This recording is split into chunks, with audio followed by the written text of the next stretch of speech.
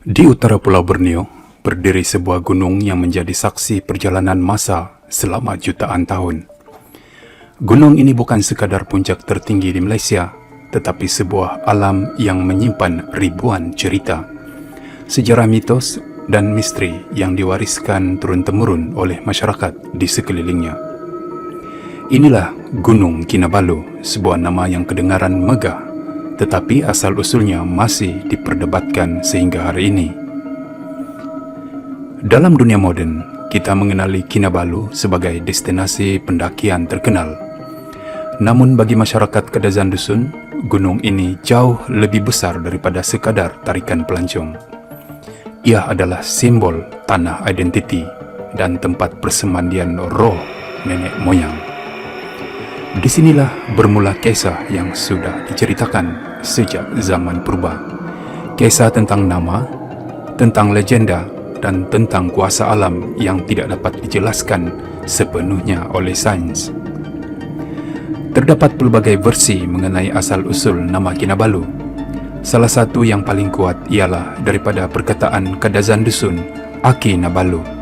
Dalam bahasa tempatan, Aki merujuk kepada leluhur atau nenek moyang, manakala Nabalu bermaksud gunung. Jika digabungkan, ia membawa maksud gunung para nenek moyang.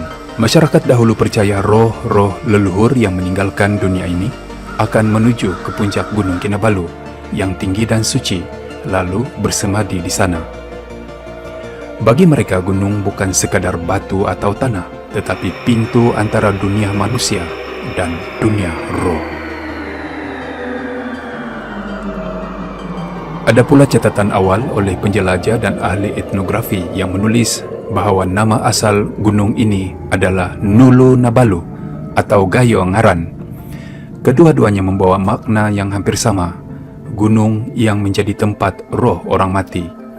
Nama-nama ini muncul dalam kajian kolonial sekitar abad ke-19 dan awal abad ke-20, menunjukkan bahawa kepercayaan masyarakat tempatan mengenai gunung sudah lama bertapak.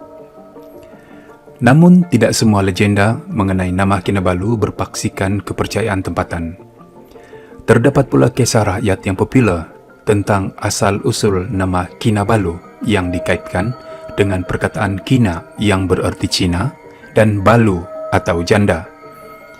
Menurut cerita ini, terdapat seorang putra dari negara Cina yang mengembara ke Borneo untuk mencari permata naga atau dalam bahasa dusun disebut butia yang dikatakan tersimpan di puncak Gunung Kinabalu.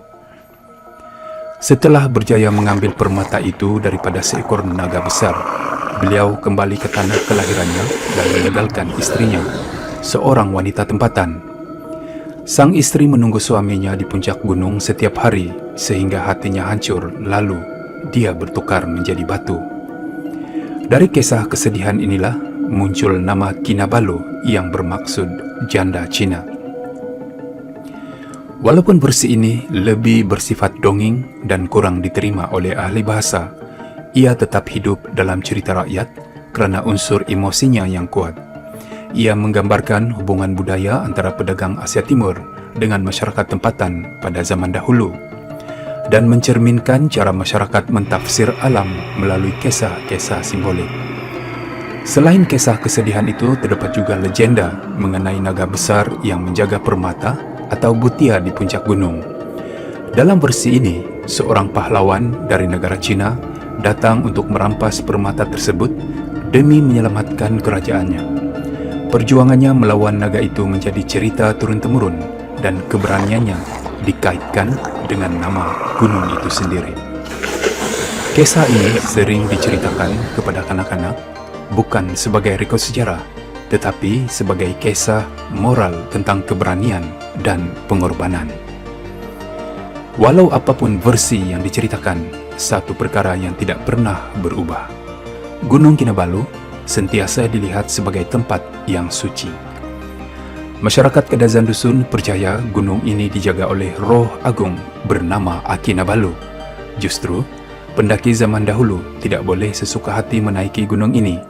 Mereka perlu menghormati alam, berdiam diri, dan tidak melakukan perkara yang dianggap biadab. Larangan-larangan seperti tidak berkata kasar, tidak menunjuk-nunjuk, dan tidak mengganggu batu-batu tertentu masih dibisikkan sekarang meskipun dunia sudah berubah. Beberapa pengalaman pendaki moden juga sering menguatkan kepercayaan lama. Ada yang mendengar suara aneh ketika kabus tebal turun secara tiba-tiba. Ada yang ternampak bayangan di celah-celah batu hitam yang seakan-akan bergerak. Ada yang merasakan seolah-olah sedang diperhatikan, terutama ketika berada di kawasan yang sunyi sebelum tiba di laban rata. Walaupun fenomena sebegini boleh dijelaskan melalui faktor cuaca, ilusi optik, dan keletihan fisikal, cerita-cerita ini tetap menghidupkan aura misteri Kinabalu. Bahkan selepas kejadian gempa bumi beberapa tahun lalu, masyarakat tempatan mengaitkan bencana itu dengan kononnya perbuatan pelancong yang tidak menghormati gunung. Sama ada benar atau tidak, kejadian ini sekali lagi menunjukkan betapa gunung ini bukan sekadar landscape, tetapi simbol maruah dan kepercayaan sesebuah masyarakat. Dalam dunia sains, Kinabalu dilihat sebagai hasil pergerakan tektonik dan batu-batuan granit yang menjulang selama berjuta-juta tahun.